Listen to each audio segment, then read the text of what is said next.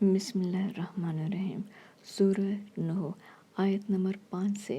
21 میں اللہ پاک فرماتا ہے، جب لوگوں نے نہ مانا تو نوح علیہ السلام نے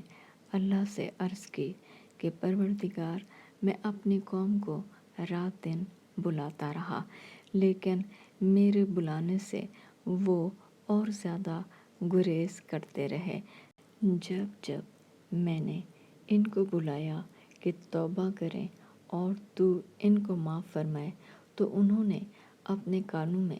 انگلیاں دے لیں اور کپڑے اوڑھ لیے اور اڑ گئے اور اکڑ بیٹھے۔ پھر میں ان کو کھلے طور پر بھی بلاتا رہا اور ظاہر اور پوشیدہ ہر طرح سمجھاتا رہا اور کہا کہ اپنے پروردگار سے معافی مانگو کہ وہ بڑا معاف کرنے والا ہے، وہ تم پر آسمان سے مے برسائے گا اور مال اور بیٹوں سے مدد فرمائے گا اور تمہیں باغ عطا کرے گا اور ان میں تمہارے لیے نہریں بہا دے گا۔ تم کو کیا ہوا ہے کہ تم اللہ کی عظمت کا اعتقاد نہیں رکھتے، حالانکہ اس نے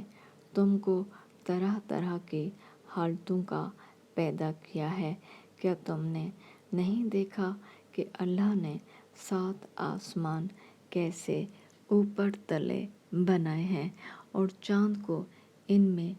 زمین کا نور بنایا ہے اور سورج کو چراغ ٹھہرایا ہے، اور اللہ ہی نے تم کو زمین سے پیدا کیا ہے، پھر اسی میں تمہیں لوٹا دے گا اور اسی سے تم کو نکال کھڑا کرے گا، اور اللہ ہی نے زمین کو تمہارے لیے فرش بنایا تاکہ اس کے بڑے بڑے کشادہ رستوں میں